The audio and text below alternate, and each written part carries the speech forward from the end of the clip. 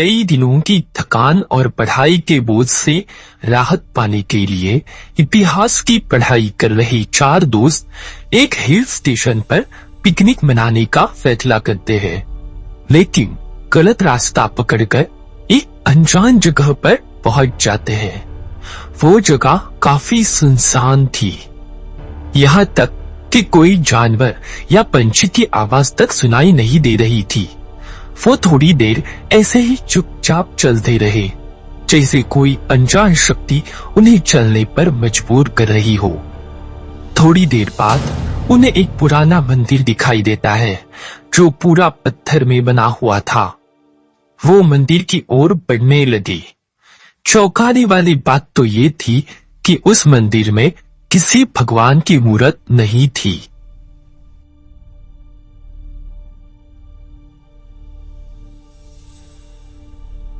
हो सकता है कि भगवान की मूर्त चोरी हो गई हो, या फिर हो सकता है कि पुराने जमाने में लोग इसी की पूजा करते हो। लेकिन ये बहुत डरावना है। चाइना में लोग ड्रैगन की पूजा करते हैं ना, ये ऐसी ही कोई बात हो सकती है। चलो जो भी हो, हमें हमारे अगले प्रोजेक्ट की टॉपिक मिल गया। इस जगह पर ब्लॉग बनाते हैं। चारों ने तुरंत ही व्लॉग बनाना शुरू किया।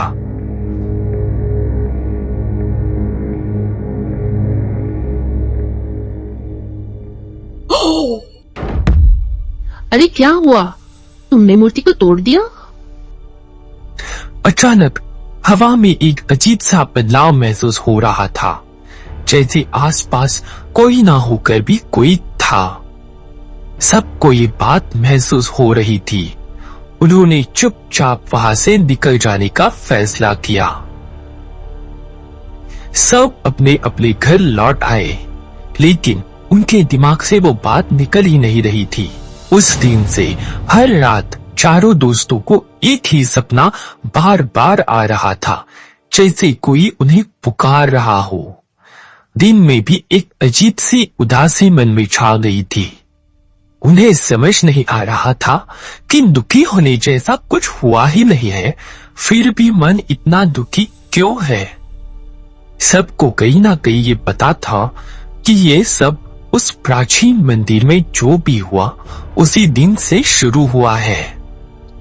तभी सबने ये तय किया कि वे इस मामले की जड़ तक पहुंचेंगे। इस बार पूरी तैयारी के साथ उस जगह पर आ पहुंचे।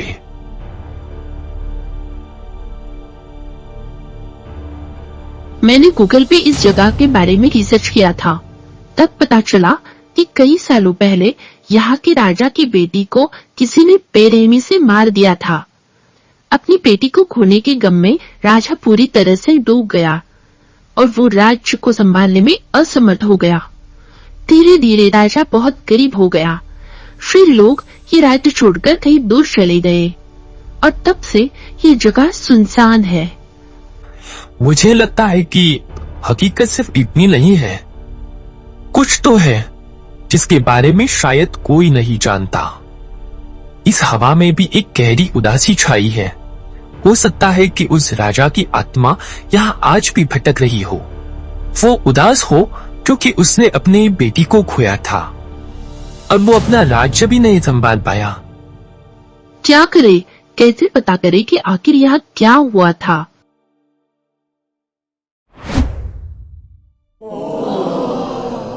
राघव ने तुरंत ही उस मूर्ति को उठाकर उसे जांचना शुरू किया।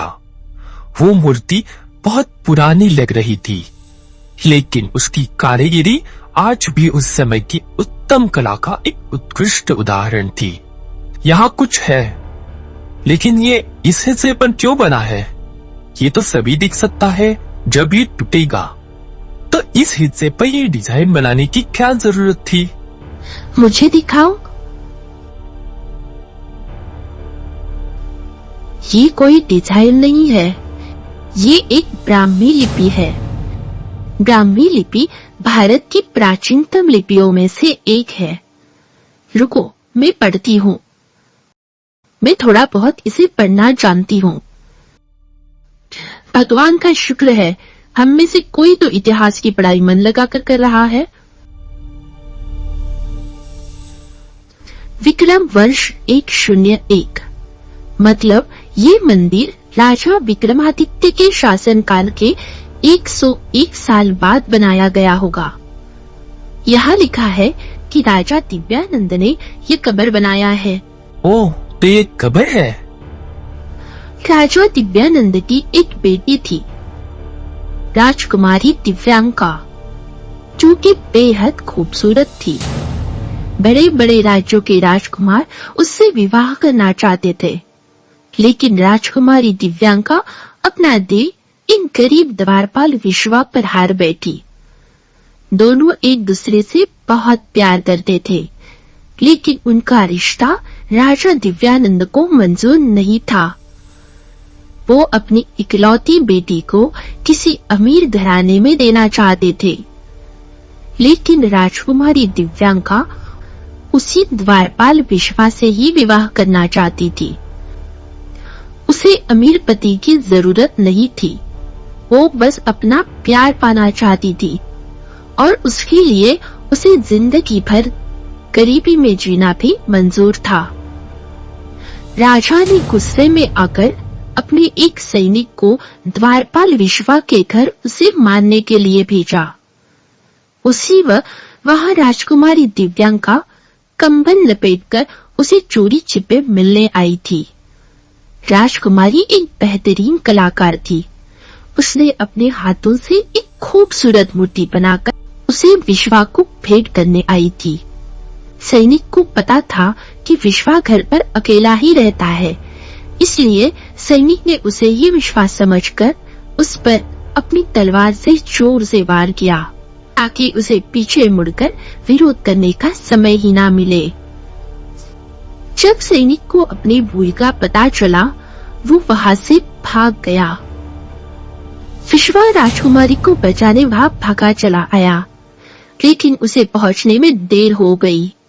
वो नाजुक राजकुमारी तलवार के एक ही वार से मारी गई थी। विश्वा की दुनिया उसकी आंखों के सामने खत्म हो गई थी। वो ये सब सहन नहीं कर पाया और राजकुमारी की बनाई मूर्ति को लेकर वो तुरंत ही राजा के महल पहुंच गया। वो बेहद गुस्से में था। उसने राजा पर अपनी ही बेटी को मारने का आरोप लगाया, लेकिन राजा ने उसे भी मौत की सजा दे दी।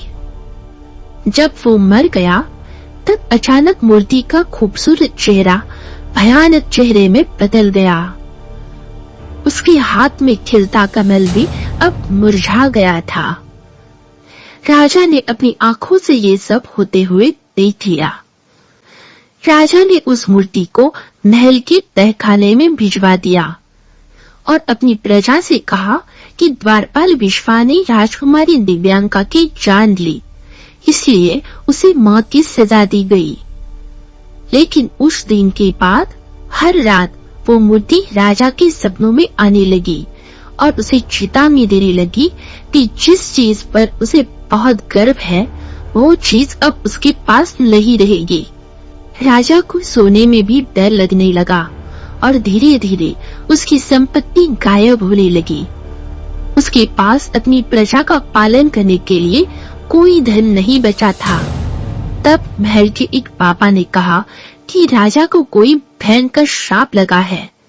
अगर उसे कोई भूल हुई है तो उसे अपनी प्रजा के सामने सारा सच बताकर प्रायश्चित करना होगा, तभी ये श्राप समाप्त होगा। यदि तुम्हें ये बात खुद बताने में डर लग रहा है तो उसे कहीं लिख दो। राजा अपनी भूल से बहुत पछता रहा था, लेकिन फिर भी सच बताने की उसमें हिम्मत नहीं थी। इसलिए उसने सारा सच कहीं पर लिखने का सोचा। उसने द्वारपाल विश्वा की एक छोटी सी कब्र बनवाई, जो दिखने में किसी मंदिर जैसी लगे। उस डरावनी मूर्ति के नीचे के हिस्से पर उसने पूरी सच्चाई लिख दी और मूर्ति को सदृढ़ मिश्रण से कब्र पर स्थापित कर दिया, जिससे कि कोई उसे सरलता से गिरा ना सके। जब कभी कोई उस मूर्ति को गिराएगा तभी उसे सच्चाई का पता चलेगा। मतलब राजा ने सच्चाई लिख तो दी, लेकिन ये लोगों तक नहीं पहुंच पाई और ये राज्य डूब गया। आश्चर्य है, प्राचीन काल का निर्माण इतना मजबूत था कि कई सालों के बाद आज ये मूर्ति टूटकर गिर गई। खैर, हमें ये सच्चाई दुनिया के सामने लानी होगी। हो सकता है इससे ये जगह श्राप मुक्त हो जाए और विश्वा और राजकुमारी की आत्मा को शांति मिल जाए और हमें डरावनी सपने आना भी बंद हो जाए। हाँ, सही कहा। चलो, मेरी गिरने गिराने की आदत कई तो काम आई।